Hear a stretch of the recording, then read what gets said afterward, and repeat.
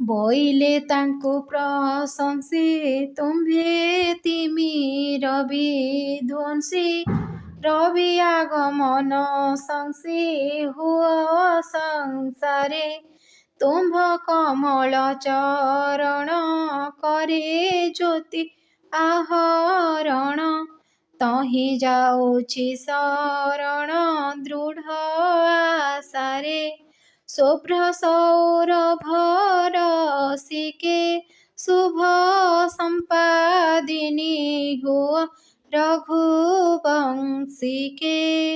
ଦେଖ ଯେତେବେଳେ ମାତା ସୀତା ତାଙ୍କର ବିଛଣା ତ୍ୟାଗ କରିଛନ୍ତି ଏବଂ ଉଠି ଯାଇଛନ୍ତି, ସେହି ସମୟରେ ପ୍ରଥମେ ସେଇ ବ୍ରହ୍ମଚାରିଣୀ ଅନୁକମ୍ପାଙ୍କୁ ତାଙ୍କର ପଦରେ ତାଙ୍କୁ ନମସ୍କାର କରି ଉଷା ବା ପ୍ରଭାତକୁ ସକାଳକୁ କ'ଣ କରିଛନ୍ତି? ପଦବନ୍ଦନା କରିଛନ୍ତି ଏବଂ ତାଙ୍କୁ ପ୍ରଶଂସା କରି କହୁଛନ୍ତି କ'ଣ? ବୋଇଲେ ତାକୁ ପ୍ରଶଂସି, ସେ ଉଷାଙ୍କୁ ସେଇ ସକାଳକୁ ପ୍ରଶଂସା କରି କହୁଛନ୍ତି, ତୁମେ ତ ତିମିର ବିଧ୍ୱଂସୀ, ତୁମେ ଅନ୍ଧାରକୁ ଦୂର କରିଥାଅ। କ'ଣ କରିଥାଅ?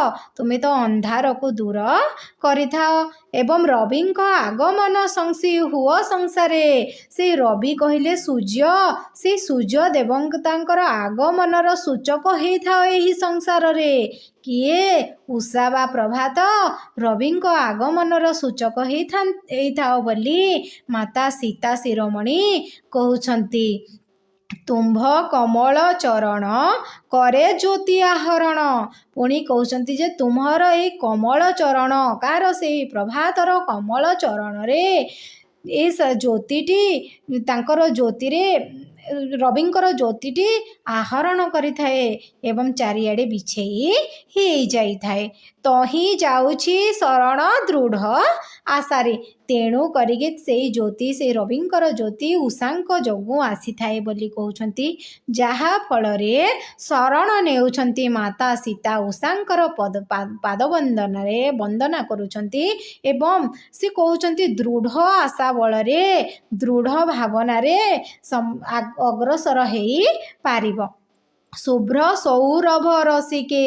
ଶୁଭ୍ର ସୌରଭ କହିଲେ ଧଳା ରଙ୍ଗର ଫୁଲର ବାସ୍ନା, ରସିକ କହିଲେ ପ୍ରତୀକ। ତମେ ହେଉଥାଅ ସେ ଶୁଭ୍ର ସୌରଭର ପ୍ରତୀକ। ତୁମ୍ଭେ ହେଉଛ ସେଇ ଶୁଭ୍ର ସୌରଭର ପ୍ରତୀକ। ହେଉଛି କିଏ? ଉଷା। କିଏ କହୁଛନ୍ତି? ସତୀ ସୀତା ଏଠାରେ ପ୍ରଶଂସା କରୁଛନ୍ତି। କାହାକୁ? ସେଇ ଉଷାକୁ। କହୁଛନ୍ତି ତୁମେ ଧଳାର ଏବଂ ଧଳା ଫୁଲ ବାସ୍ନାର ପ୍ରତୀକ ତୁମ୍ଭେ। ତେଣୁ ଏବଂ ତୁମେ ଶୁଭ ସମ୍ପାଦିନୀ। ତେଣୁ କରିକି ତୁମେ ତାଙ୍କର ଶୁଭ କାମନା କରୁଛି। କାହାର? ରଘୁବଂଶର। ସେଇ ରଘୁବଂଶରେ ଯେତେ ଅଛନ୍ତି, ସେ ରାମ ଲକ୍ଷ୍ମଣ ସୀତା ଭରତ କୌଶଲ୍ୟା କୈକେୟୀ ସୁମିତ୍ରା ଦଶରଥ ଯିଏ ବି ଅଛନ୍ତି, ସେ ରଘୁବଂଶର ଲୋକମାନଙ୍କର ଶୁଭ ସମ୍ପାଦିନୀ ହୁଅ ବୋଲି କହୁଛନ୍ତି। ମାତା ସୀତା ସତୀଙ୍କର କ'ଣ? ମାତା ସୀତା ସତୀ ଶିରୋମଣି ଉଷାଙ୍କର ପଦବନ୍ଦନା କରି ସେ ରଘୁବଂଶର ଶୁଭ ମାଗୁଛନ୍ତି ବା ଶୁଭ କାମନା କରୁଛନ୍ତି। ଦେଖ ଯେତେବେଳେ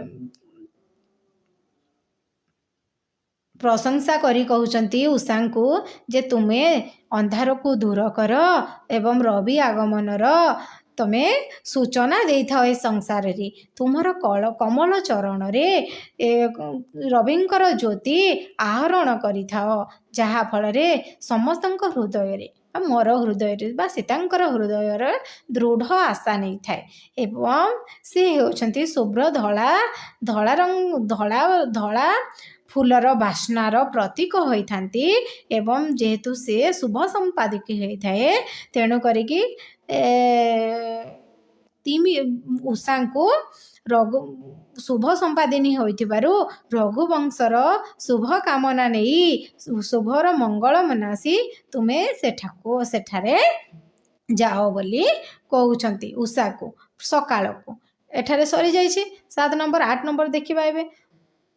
ଉତ୍ସୁକ ହୃଦୟେ ରାତ୍ରି ଶେଷରେ ଆଶ୍ରମ ଧାତ୍ରୀ ତମସା ନିର୍ମଳ ଗାତ୍ରୀ ପବିତ୍ର ଧାରା ପ୍ରାଙ୍ଗଣେ କୁସୁମ ବିଞ୍ଚି ସୁବାସିତ ନିରସିଞ୍ଚି ମଙ୍ଗଳ ପ୍ରଦୀପ ରବି ପ୍ରଭାତି ତାରା ମୁହୁର୍ମୁହୁ ମୀନ ନୟନେ ଚାହୁଁଥିଲା ସୀତା ସତୀ ଶୁଭ ଗମନେ। ଦେଖ, ଉତ୍ସୁକ ହୃଦୟରେ କିଏ ଯେତେବେଳେ ମାତା ସତୀ ତାଙ୍କର ସେଇ ଆଶ୍ରମ ଧାତ୍ରୀ ଅନୁକମ୍ପାଙ୍କ ସହିତ କ'ଣ କରିଛନ୍ତି, ଗହଣରେ ଆସିବା ଏବଂ ବିଛଣା ତ୍ୟାଗ କରିବା ପରେ ତାଙ୍କ ଗହଣରେ ତମସା ନଦୀକୁ ଆସିବା ପାଇଁ, ସ୍ନାନ କରିବା ପାଇଁ ଆସିଛନ୍ତି। ସେ ଆସିବା ପାଇଁ ଉପସ୍ଥିତ ହେବା ବେଳେ ଉତ୍ସୁକ ହୃଦୟରେ କିଏ, ହୃଦୟରେ ତମସା ନଦୀ ଅପେକ୍ଷା କରିଛି। ବୁଝିହେଲା? ଉତ୍ସୁକ ହୃଦୟ ରାତ୍ରି, ଉତ୍ସୁକ ରାତ୍ରିଟି କ'ଣ ଶେଷ ହୋଇଯାଇଛି। ଉତ୍ସୁକ ହୃଦୟରେ ଆନନ୍ଦିତ ସହକାରେ ବା ଉତ୍ସୁକ ଭାବରେ ରାତ୍ରିଟି ଶେଷ ହେବା ପରେ ଆଶ୍ରମ ଧାତ୍ରୀମାନେ ଉତ୍ସୁକ ହୃଦୟରେ ତମସା ନଦୀକୁ ସ୍ନାନ କରିବା ପାଇଁ ତାର ଗଭୀର ଧାରାକୁ ନିର୍ମଳ ଜଳ ପାଖକୁ ଆସି ନିତ୍ୟକର୍ମ କରିବା ପାଇଁ ବାହାରିଛନ୍ତି। ପ୍ରାଙ୍ଗଣରେ କୁସୁମ ଯେତେବେଳେ ବାହାରି ଯାଇଛନ୍ତି ସେତେବେଳେ ସେଇ ତମସା ନଦୀ ତାର ଗଭୀର ନିର୍ମଳ ଜଳରେ ପବିତ୍ର ଧାରାରେ ସଜେଇ ରଖିଛି ଏବଂ ତାର ପ୍ରାଙ୍ଗଣରେ, ଉତ୍ସୁକ ହୃଦୟରେ ତାର ପ୍ରାଙ୍ଗଣରେ କ'ଣ କରିଛି, କୁସୁମ କହିଲେ କ'ଣ, ଫୁଲ ଗୁଡ଼ିକ ବିଞ୍ଚି ରଖିଛି ଏବଂ ତାର ନୀର ବା ତାର ଜଳ, ସୁବାସିତ ଜଳ ସିଞ୍ଚିବା ପାଇଁ ରଖିଛି। କାହା ଉପରକୁ? ସେ ତମସା ନଦୀର ନିର୍ମଳ ଗାତ୍ରୀ ପବିତ୍ର ଧାରା ମାତା ସୀତାଙ୍କ ଉପରକୁ ସିଞ୍ଚିବା ପାଇଁ ସେ ଭାବୁଛି। କିଏ? ତମସା ନଦୀ। ଏବଂ କହୁଛି ମଙ୍ଗଳ ପ୍ରଦୀପ ରଚି ପ୍ରଭାତି ତାରା, ଏବଂ ମଙ୍ଗଳ ପ୍ରଦୀପକୁ ପ୍ରଭାତି ତାରା ସହିତ ଏଠାରେ କବି ତୁଳନା କରିଛନ୍ତି। ଯେଉଁ ମଙ୍ଗଳ ପ୍ରଦୀପ, ଯେଉଁ ଆଳତି କରାଯାଏ ପ୍ରଦୀପରେ, ଯେଉଁ ଦୀପରେ, ପ୍ରଭାତି ତାରା ସହିତ ଏଠାରେ କବି ତୁଳନା କରିଛନ୍ତି। ସେ ପ୍ରଭାତି ତାରା କୁ ତମସା ନଦୀ ମଙ୍ଗଳ ପ୍ରଦୀପ ଭାବରେ ରଚିଛି ଏବଂ ମୁହୁର୍ମୁହୁଃ ମୀନ ନୟନେ ଚାହୁଁଥିଲା ସୀତା ସତୀ ଶୁଭ ଗମନେ, ଏବଂ ସୀତା ସତୀଙ୍କର ଶୁଭ ଗମନକୁ ଆସୁଥିବା ସମୟକୁ ସିଏ ଅପେକ୍ଷା କରି ରହିଥିଲା। ତମସା ନଦୀ ଅପେକ୍ଷା କରି ରହୁଥିଲା, ବାରମ୍ବାର ତାର ମୀନ ନୟନରେ ତାଙ୍କୁ ଚାହିଁ ରହୁଥିଲା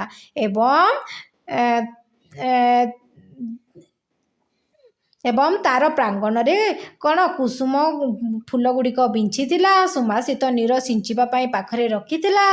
ଜଳର ପ୍ରଦୀପ ରୂପେ ଯେଉଁ ପ୍ରଭାତି ତାରାକୁ ମଙ୍ଗଳ ପ୍ରଦୀପ ଭାବରେ ସଜେଇ ରଖିଥିଲା, ଯାହାଫଳରେ ମାତା ସୀତା ଆଗମନ କରିବା ଫଳରେ ତାଙ୍କୁ କ'ଣ କରିବ? ବନ୍ଦାପନା କରିବ ସେଇ ତମସା ନଦୀ ଉତ୍ସୁକ ହୃଦୟରେ ଚାହିଁ ରହିଛି। 9 ନମ୍ବର ପାରାଗ୍ରାଫଟି ଏବେ ଦେଖିବା। 9 ନମ୍ବର। ଉଟ ଚୁପ ତପସ କନ୍ୟା ଗଣଙ୍କ ଆଦର ବନ୍ୟା ପ୍ଲାବନେ ଜଗତ ଧନ୍ୟା ସତୀର ତନ ବାହାରି ଅବଗାହନେ ଅନୁକମ୍ପାଙ୍କ ଗହଣେ ତମସା ଧାର ବହନେ କଲେ ଗମନ ସତୀଙ୍କି ତମସାଙ୍କରେ ଘେନି ସ୍ନେହେ ଆଲଙ୍ଗିଲା ତରଙ୍ଗ କରେ। ଦେଖ, ଉଟୁଜୁ କହିଲେ ସେ କୁଡ଼ିଆ ହେଲା। କୁଡ଼ିଆ ଯେଉଁ ମୁନି ଋଷି ମାନଙ୍କର କୁଡ଼ିଆ ଥାଏ, ଉଟୁଜୁ କହିଲେ କୁଡ଼ିଆ। ତପସ କନ୍ୟା ଏଠାରେ କିଏ? ଅନୁକମ୍ପା। ବୁଝିଲା? ତପସ କନ୍ୟା କହିଲେ ଅନୁକମ୍ପା, ସେ ମୁନି ଋଷି ମାନଙ୍କର କନ୍ୟା, ତପସ କନ୍ୟା ଅନୁକମ୍ପାଙ୍କ ଗହଣରେ ଏବଂ से गण से मुनि ऋषि मानकर कन्या माने प्रशंसार आदरर बन्या बिंछी दौले माता सीता को प्राय जगत धन्या बोली कहते सती रतन बोली कहते एवं बाहरी आग अवगाहन बाहरी किए बाहरी सती शिरोमणि स्नान निमित्त अवगाहन स्नान करने बाहरी किए अनुकंपा गहन से मुनि ऋषि मानकर गहन कन्या मानकर गहन माता सीता आगमन करिसंती स्नान करने निमंते सेतेबेले तमसा धार बहने कले गमन से तमसा धार आड़क तमसा नदी आड़क गमन करिसंती माता सीता एवं मुनि ऋषि से मुनि ऋषि मानकर कन्या मानक सहित सतींकी तमसा अंकरे तमसा सतींकी तमसा अंकरे तमसा कहले कौन से नदी सतींकी अपेक्षा करी रही एवं तांकु तार अंकरे कौन करिछि घेनी स्नेह आलिंगेला तरंग करे जेतेबेले माता सीता आसी तमसा नदी कोଳରେ पहुँची जाइछन्ती एवं तार बंदापना करिछि तमसा नदी एवं बंदापना सारिला परे तांकु कौन करिछि स्नेह भरा आलिंगना करिछि केउथिरे से तमसा नदीर तरंग रूपक हाथ रे करे कहले ठारे हाथ हला से तरंग रूपक हाथ रे स्नेह भरा आलिंगन करिछि माता सीतांकु देख जेतेबेले कुटीररू तमस्या कन्या गहन रे माता सीतांकर प्रशंसा पति देउछन्ती माता सीता को गहन एवं अनुकंपा गहन तमसा धारा आड़क गमन करुछन्ती माता सीता को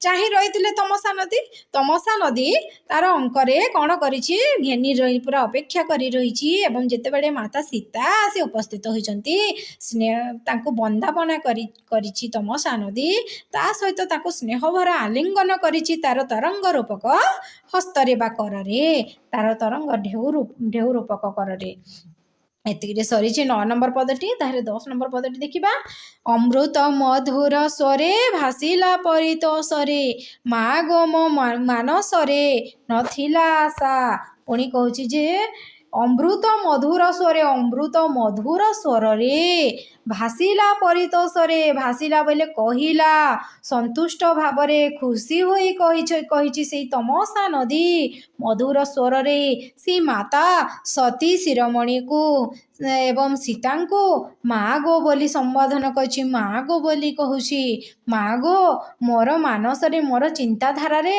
बा मोर मस्तिष्क रे एई आशा नथिला मोर चिंताधारा रे एई आशा नथिला जे तू एठारे आसी विहार करिबू भ्रमण करिबू खेला लीला करिबू तू परा राजलक्ष्मीर हृदयहार करिब अंके विहार पुणी तांको सेई अगणारे तमसा नदीर तटरे तू विहार करिबू भ्रमण करिबू खेला लीला करिबू मोर आशा नथिला तू जेहेतु गोटे राजलक्ष्मी तू राजलक्ष्मी हृदयहार एवं से राजांकर हृदयहार रामंकर हृदयर हार तुही एवं से राज्यर राणी तुही कौ राज्यर सूर्यवंश से अयोध्या राज्यर राजराणी तू समस्तंकर हृदयर हार मोर आशा नथिला तू से सुख को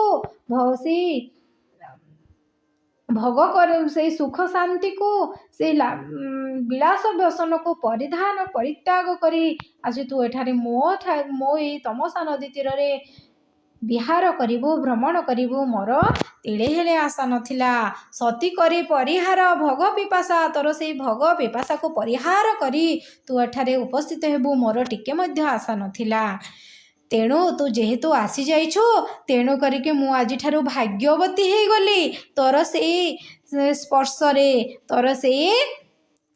रे मु आज भाग्यवती हे गली बोली तमसा नदी कहूछि एवं मते सारा संसार प्रशंसा रे पति देवे तो जोगुलो माँ बोली तमसा नदी एठारे माता सीता को कहउछंती देख କ'ଣ ହେଲା ଅମୃତ ମଧୁର ସ୍ୱରରେ ମଧୁର ବଚନରେ କହୁଛନ୍ତି ଏବଂ ସନ୍ତୁଷ୍ଟ ହୋଇ କହୁଛନ୍ତି ମା ଗୋ ମୁଁ ମୋ ମାନସରେ ଆଶା ନଥିଲା ଯେ ତୁ ଏଠାରେ ଆସି ଖେଳାଲୀଳା କରିବୁ। ତୁ ତ ଥିଲୁ ରାଜଲକ୍ଷ୍ମୀର ହୃଦୟର ହାର ଏବଂ ପୁଣି ସେ ଅଯୋଧ୍ୟାର ରାଜରାଣୀ ଏବଂ ତୁ ସେ ସୁଖ ଶାନ୍ତି ସେ ସୁଖ ବିଳାସ ବ୍ୟସନକୁ ପରିତ୍ୟାଗ କରି ଏ ବନଭୂମିରେ ଏ ନଦୀ କୂଳରେ ଆସି ଖେଳାଲୀଳା କରିବୁ ସ୍ନାନ କରିବୁ ମୋର ଆଶା ନଥିଲା। ତୁ ଯେହେତୁ ଆସିଯାଇଛୁ ତୋର ଯୋଗୁଁ ମୁଁ ଆଜି ଭାଗ୍ୟବତୀ ହେଇଯାଇଛି ଏ ସଂସାରରେ ଏବଂ ମୁଁ ପ୍ରଶଂସାର ପାତ୍ରୀ ହେଇଯାଇଛି ବୋଲି ତମସା ନଦୀ ମାତା ସୀତାଙ୍କୁ କହୁଛନ୍ତି। ଏତିକିରେ ଏ କବିତାଟି ଶେଷ ହେଇଯାଇଛି। ଯଦି କୌଣସି ଜାଗାରେ କେହି ବୁଝିପାରିବନି ତାହେଲେ କମେଣ୍ଟ ମାଧ୍ୟମରେ ଜଣେଇବ ଏବଂ ଯଦି ଭିଡ଼ିଓଟି ଭଲ ଲାଗୁଛି ତାହେଲେ ସେୟାର କରିବ ଏବଂ ସବସ୍କ୍ରାଇବ୍ କରିବ। ଜୟ ଜଗନ୍ନାଥ।